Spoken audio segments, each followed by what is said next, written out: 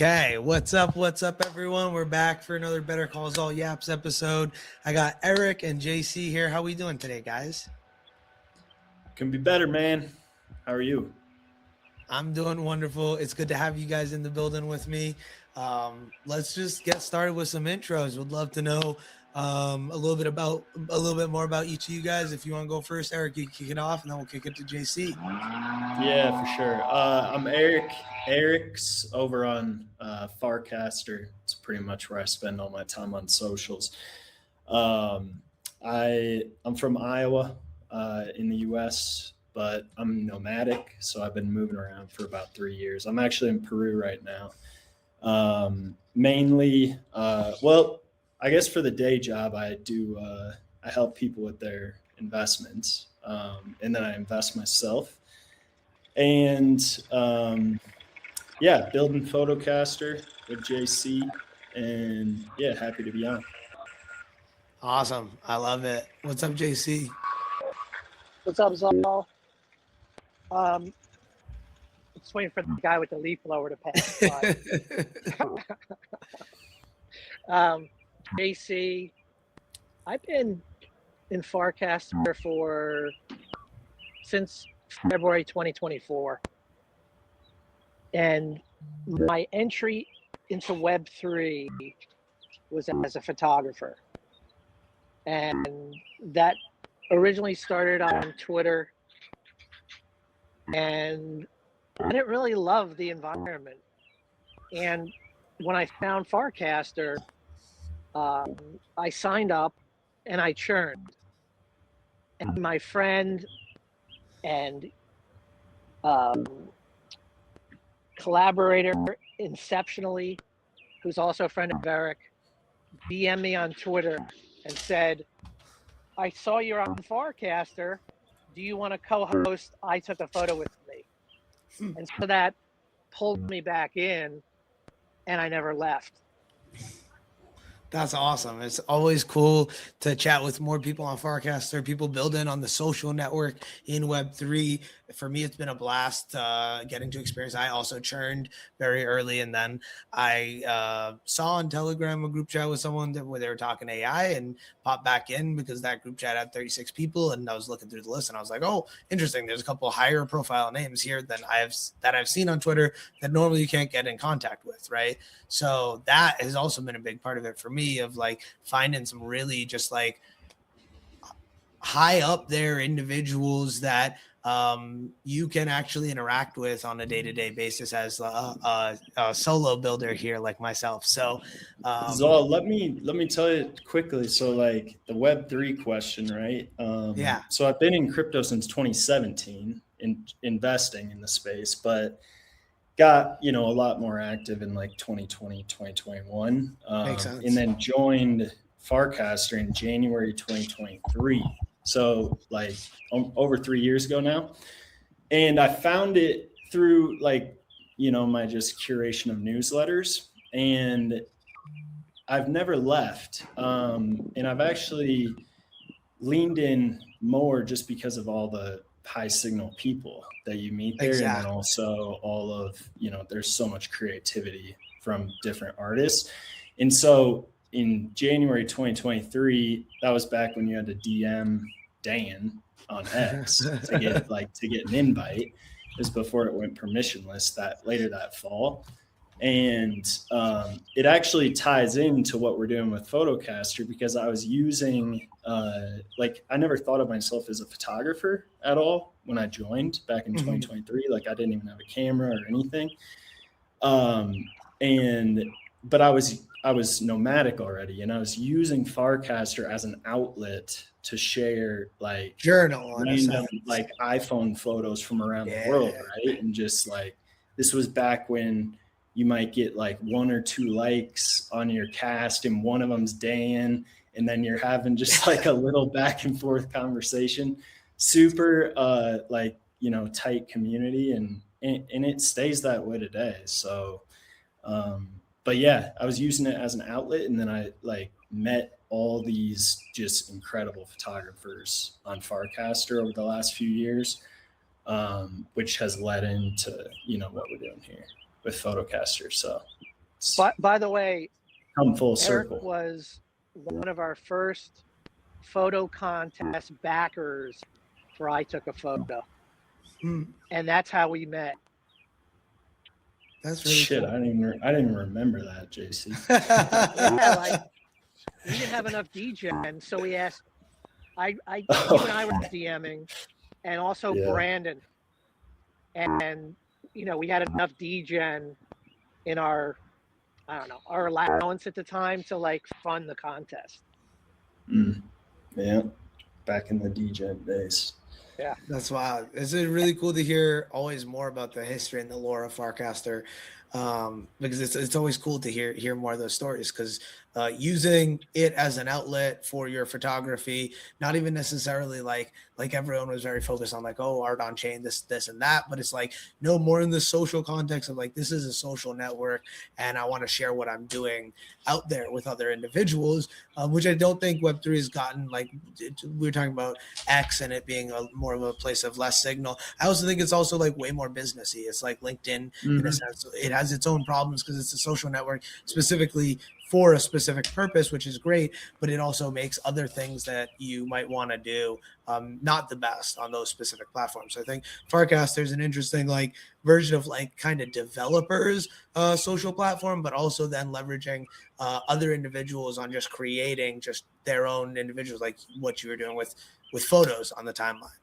I've always thought one of the things Farcaster does best is like, I know it's cliche to set, but it actually lets you kind of just be yourself, because on X, like X wants you to be someone.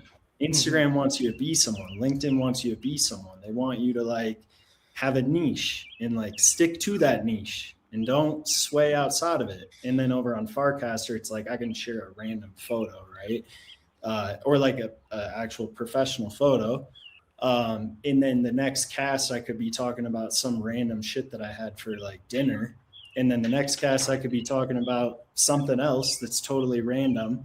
And the algo doesn't care. Like it doesn't box you into trying to be one person. You can kind of just talk about whatever you want, build whatever you want, which, yeah, we'll get into with Fotocaster. But yeah, 1,000,000%. I think it's very valuable because because the fact that anyone can create their own algorithm for creating their own curation of whatever they want to see, because it's all programmable. I think that gives you the option to do anything. And then certain people can choose what they want to see as well, which is really cool. And they could see you from a bunch of different places, not just because like you're such a niche down individual here and they just happen to catch that stream, right? So, but yeah, let's definitely go into Fotocaster. I know both of you guys talked a lot about photography, and how that was an important part of your journey there on Farcaster. How did that lead to the building of Fotocaster? Jesse, go ahead. So it's kind of ironic. Like Eric describes being like a TradFi guy who came into Farcaster and he developed his, inner photographer, showing his work on the timeline. I'm kind of the opposite. I came in as a photographer and, formerly co-host of ITAP, and then I took over the Nature Channel, and so I was promoting photography for like a year, and then last year I flipped back to what I do for my professional life, and I wrote Distribution is Hard versions 1 and 2, and then this year I created Founder Check, which is an app that helps builders discover who they're building for quickly so they don't screw everything up, because who is the first thing? Everything's downstream of that. And so I launched that and I was like, wow, I can launch on Farcaster. I can build an app.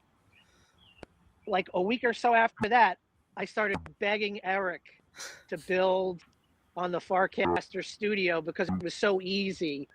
And so all of our like 2 years of complaining about minting our work and all the problems we have as artists, we sort of shut up and started building. And that was what, 3 weeks ago, Eric? 2 weeks ago? Yep. Wow. Yeah, to kind of go into it. So like I said, a few years ago, just sharing photography. Come like spring 2024, there was a big wave of people that joined Farcaster because you had both frames, which launched, and people were interested in those. And then you also had the whole DGen thing where DGen ran up to like $1 billion. And some of the tipping stuff back then was just nuts. Like, and it brought in a lot of, both those things, and the wave of people and the excitement that spring brought in a lot of artists and a lot of photographers. And kind of going back to like other social, like I wasn't seeing like professional photography on my Instagram or on X or anything because I wasn't clicking, like it wasn't being shown to me. So it was really like the first time that I had just seen like all this incredible art and photography and stuff in Farcaster on the feed, and like really started to kind of promote the like those people that were joining because they were putting out incredible work, and so like got to know a lot of these people over the course of 2024. And similar to what you were saying, Zaal, before it started, like I had always, once I actually got my camera in like August of 2024, I knew I wanted to like put my stuff on chain as easy as possible. But there's all these different options. They have all these different take rates. Like they don't integrate that well with Farcaster, which is where I wanted to share it. And it was never about like making money for me. It was more like, I feel strongly that like photography and art and these types of things, and really anything that's put out digitally or created, should be preserved in the best way possible. And like the reality is blockchains preserve things as far as better than other, centralized servers or databases right now. For example, we don't know for certain if, the stuff will be around 100 years from now, but like, we got to give it a shot, right? Because if we could look back 100 years prior, we would love to be able to see everyone's photos that they've taken, right? It's like, that's really cool. So like, I think of it more of the archival standpoint versus like just the distribution or like the investment side. And so when, NFTs really started to pick up steam in like 2021, 2020, people were making money on them. So it was like viewed as more of an investment opportunity or a trade, but also like as a way to kind of express yourself, right? Or like fit into a community. So over the years, like over these couple of years, started to form like more of a thesis that like we have to separate what an NFT is and what putting something on chain is from selling it. Like not everything is a marketplace. Not everything needs to be an investment. Some things can just be collected because we have a thesis that like humans like to collect things. Like I collected baseball cards as a kid. Like they still sit in a storage room, like we have photo albums in our basement. We collect all these different things, right? My card's right here. Yeah, exactly. So like not everything's an investment. So it started with that thesis in mind. But over, 2024, 2025, really, I like JC and I built this for ourselves because we're like, we don't have an easy way to put things on chain. We don't know what, contracts really we should be using for like to give as much ownership to ourselves as possible. And if we do decide to like, we're separating the minting process from the selling process, which is how art works in real life. It's like you have an art studio and then you have an art marketplace and then you have an art gallery and you have an art like exhibition. These are all different. So like our view is the NFT space should be similar to that in a lot of ways. But anyway, like we had a ton of frustrations with there were NFT apps, and we also learned from them. So it's good. It's a good thing that like we were putting our photos on other apps, and we were, seeing what the take rates were, and we were seeing how little ownership or like how little control we had, which all led into what Fotocaster is today, which is we built an app that just from the highest level, like it gives whoever's putting the photo on chain or the art or whatever it is, it gives them as much ownership, control, flexibility as possible. Like they can title it however they want.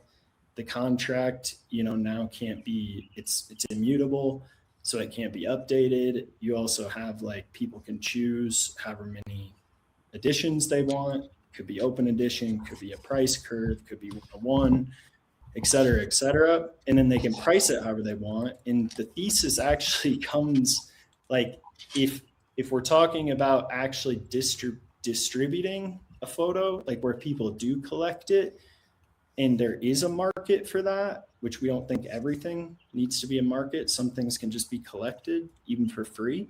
But if there is a market, then like we think that the market should ultimately decide the value of whatever it is. Like the app doesn't need to like be forcing people into a certain model. And so our view is like you can have defaults and you can make it really simple, make it really easy so people put their stuff on chain to preserve it.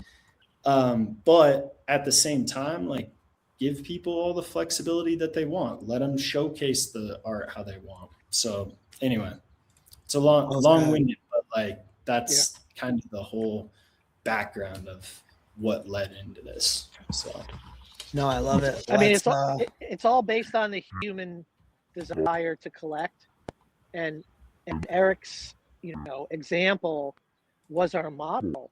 Like baseball cards are a perfect example of a market where people collect stuff, and these people collect baseball cards.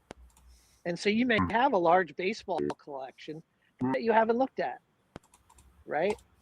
And then you could take it up a notch. Now you're buying and selling or trading, but that's a different kind of collector, right? And the market's 1,000,000%. based on widespread distribution, so that the average person is the collector, and then there's a much smaller community of people who are trading.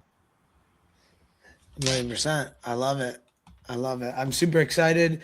I'll show you guys how easy it is. So let me make it a little bit bigger real quick. So this is the mini app Fotocaster right on Farcaster. I just typed in Fotocaster, searched it, and pressed enter. There's a nice big plus button here. I can immediately go in, choose a photo. I have this photo. I can give it a title. So this is First Sunrise in the USA. it's a hell of a shot, Right? It's Cadillac Mountain. Oh, shoot. I like Cadillac Mac. Yeah. Oh man, my spelling's not the best, so I apologize, guys. Mountain. Did you ride a bicycle up there? No, we drove. We very much drove. Let me get the date, since I actually just pulled this from my Google Photos. November 9th of last year. Let me actually just. I do the same thing where I'll put in the dates, location, and stuff. Because so now the metadata. Exactly. That's why that's you get me like to actually go and look for that for one more time, so I don't ever have to look for it again. Yeah. Okay. I think that's good. Gotta add as much detail. Yeah, the goal here is just make it so people don't have to think, right? To put things on chain. They just, you might have to look up a date, but No, I love it. No. Sorry. Yeah, I'm being a perfectionist about this one. I'm not gonna lie, because I've always just pressed enter here because you can just rock out what the default setting is, which I really like. It's cool. It's open edition starting at 5 cents and then rising with each collector. But you give the option for an individual to choose all of these different options, right? Open fixed price, limited edition, limited fixed price, one of one, and self mint, right? And I think that's super powerful. And you're mentioning a lot more about that self mint part of it all, right? I don't know if you want to say any words before I. Yeah, I think here, this is where it's like make it easy for people to upload the photo and publish it, but give whoever's putting it, like you in this example, as much freedom as possible for the quantity, for the price, and then also like we have collectors only drops now, which were requested. We have timed editions, so you can say this is only open for the next, and you can kind of like pair these things together, so you can actually have timed plus collector plus so they all kind of they're all interoperable, and we'll eventually have like auctions and stuff here too. But for right now, it's, some of these more basic options. Amazing. So yeah, I'm just going to rock it as a self mint for now. And we'll do 3. I love it. Boom. Yeah. So in this example, when you click mint up there, top right, it'll mint those directly to your own wallet. Amazing. Yeah, maybe I shouldn't have done this one as the example. I'm sorry, guys, but we'll do another one. I have another photo of my downloads as well. It's super easy, right? So I'm going to go into albums in main, and I think you guys just recently added this today or yesterday, right? So very awesome, nice and easy, and boom, it's out there. Shows the contract. Yeah. And now we can give a quick example. Yeah. Just for everyone's reference. Yeah. Here's a shot. Is that Maine too? It is not. This was in New Hampshire. Man. That northeast corner is like one of the few places I haven't been. Oh, come visit. You're welcome. We're having an event in Maine, trip. October 3rd. So you should definitely join. Yes, sir. No shit. Added to Ash Mountain. And so I'm going to leave this one as this open edition, not change anything, and press publish. That's one thing with the price curve we actually thought about. That's kind of a new example with NFTs. We thought like it all goes back to wanting the market to decide. And so you have with the price curve, you're pairing an open edition. What's that saying? I don't know, but I'll copy it and send it to you for later. I'll do it on. I don't know what's up. Do we get a min fail during the demo? Yeah, I think so. And I've never had a problem, but I've also never done it on my computer. Me neither. But well, we got an error code, so that's good. I'll rock it over to you, and we can figure it out. But here, I'll collect it. Eric, you were on the topic of price discovery. Oh yeah. Yeah, so with I see it showing up here. This last one. But you can see how easy that is. It's out there. If you do it on my phone is always work. But yeah, we'll get that fixed. And it'll be rocking and rolling. But that was like super easy. Like I just scrolled down actually through my downloads to like quickly find a photo, because I have a lot of random photos in a lot of different places that I've like, some I've wanted to post, some I've posted, right? Like in many different places, right? But this is like really bringing me to like the opportunity of wanting to actually like on-chain mint every single like good photo I feel like I've done in my past, so that I can continue now. Like that can be like a capturing all the past, and then now it's like, okay, now that I have this tool, I can continue to do that as I like go through my life, right? So So one of the things with that, we've just 2 weeks ago, Fotocaster launched, and we actually have like a little analytics tab down at the bottom of your profile that shows like in just 2 weeks, we've had 4,000 different times someone's collected a photo. There's been 371 unique people who have put photo or art on Fotocaster. And then we think it's really cool that there's 371 for people that have put photos on, but 787 people, unique people, have collected a photo. So double, like the collectors are double than the creators. Obviously we want both to grow, but like that's a really good signal in like having 4,000 photos collected in just, 2 weeks. Like I showed, like I sent, these over even to like Jesse because the photos are on base.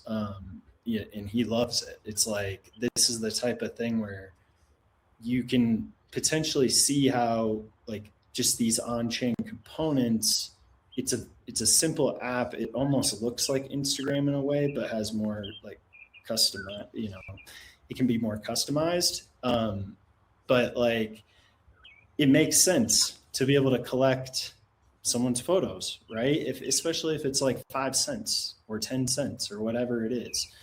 Because it's also like, we think of it as a way to support people. Farcaster is a super supportive network in general. So yeah, sure. Like some of these photos are coming from like legit professional photographers that have 6-figure followings on other apps, and like we're collecting their photos for 25 cents or 50 cents, whatever they're putting it at. And so like, sure, there's the potential that some of these rise in value longer term. Like some of them have done like limited editions where there's only 10 available, and these are like legit professional photographers. And so like, yes, there can be still that, like, you could think how 1% of the photos might or less might actually rise in value, but it's separating, like that's not the reason for collecting. Like it also makes it so you can just support like your friends, who are putting photos out there. So I love it. yeah, That's a perfect way to share that. JC, do you have any things to add? I think it was a good moment for us to put up or shut up, and having done it, it feels good to see it in the world, right? The business model that an app like this typically exists in typically has backers who are expecting return, right? Exactly. And we created an app, that we wanted for ourselves to share with other people who have, the same problems we do, and treat it more like a community good until we figure out how it's going to exist in the world, on a long-term basis. Awesome. I love it. I have one question actually that I realized I wanted to make sure I asked before we get out of here. Where are you storing it, the photo? Like how are you storing it? We have a hard drive in Walmart in New Jersey. It's on IPFS right now, both the photo and the metadata. But we've already, like, that's actually kind of the last piece that we have to figure out. We know Arweave would work for this. We've thought about, like, I talked with Big Tone, for example, like on the feed, like knowing that we need to, have that conversation sooner rather than later. We have to figure out the best way to make it self-sustaining though. because right now artists are getting 99% of the profit. If you can, like, if they sell a photo, 99% goes to the artist, 1% goes to actually straight back to the deployer wallet, which like funds, so it makes it free to be able to put photos on chain. So like the deployment itself, you don't pay when you put a photo on chain. The collection, you pay 1% back to that wallet, so more photos can get put on chain. So it's like this more like self-sustaining loop that we're still trying to figure out the like correct what that fee needs to be so it can self-sustain itself and be like that public good. But you know, with that, obviously, like we've thought about how, you know, how to let an artist, for example, let's say they have NFTs elsewhere, right? How do we help them bring those into their albums too? Not just stuff minted on Fotocaster. So like make it more of like a place where you have full on chain. You can express all your creativity as an artist. You can basically do everything in there. Like we've already talked about like prints, in real life prints, right? Like we have photographers and artists that are interested in that, like selling. Think like if you go to a professional photographer's website or an artist's website, for example, whatever they can do in there, that's what we want them to be able to do on their profile in Fotocaster too.